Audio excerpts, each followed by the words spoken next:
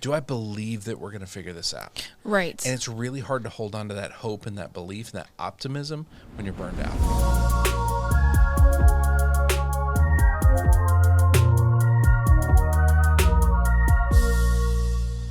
Hey everybody, welcome to the Leader Lab. This is Leadership Shorts, quick thoughts to help you level up your leadership.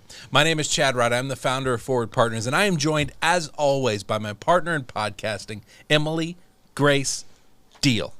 Emily Grace Deal, what are we talking about today? Leading an organization, as you say, requires a special kind of crazy. It really does. It really does. What does it mean to be a delusional leader?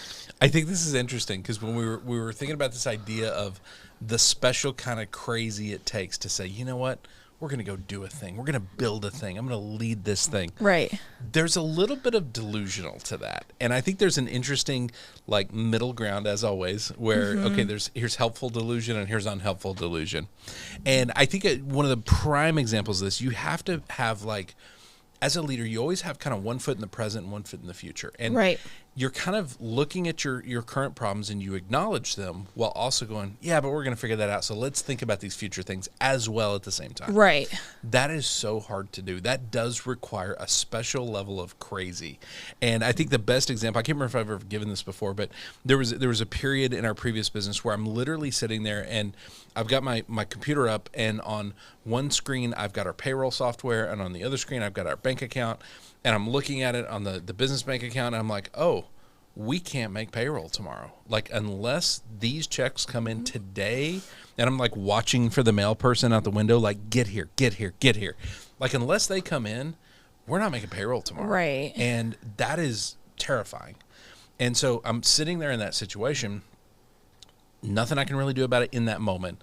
Literally, my next meeting was with someone that we wanted to hire over the next month or two for a brand new position that we were creating out of nothing.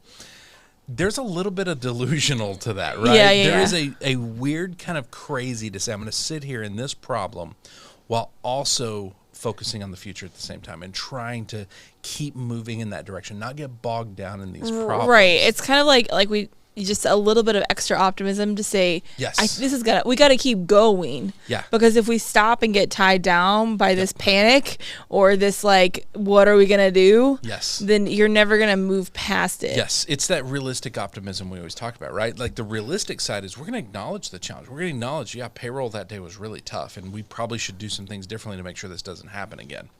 While also going, but I'm not going to let that stop me from interviewing somebody that would be a good fit for a new role that's going to bring in new business. Like, you have to hold both in the hand at the same time. Right. And that does require that realistic, okay, I see the problem, optimism, we're going to figure this out. That might be easier for some people than others. I'm curious about that. And I think it probably is. And we talk about entrepreneurship and business owners all the time. And like 90% of businesses fail in the first decade. And I think what that tells me is most of those 90% were not actually meant to be a business owner. Because kind of like we've talked about on previous episodes, you got to love getting knocked down, getting back up, getting knocked down, getting back up.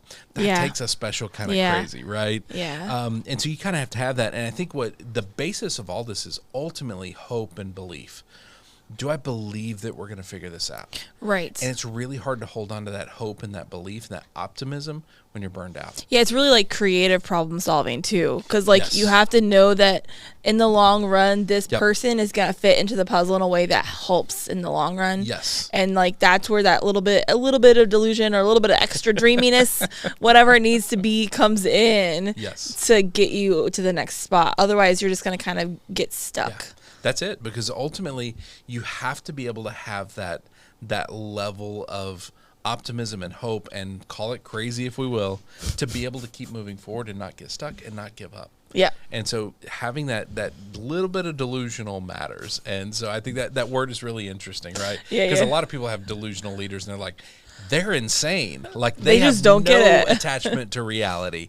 And we're really talking about realistic optimism. You're attached to reality. It's just like a tiny you see dose it of for it. what it is. But you're also, we got this, you got it figured out. So I just thought that was an interesting angle on realistic optimism that we talk about all the time. Leaders, let's talk to next steps. Are you delusional?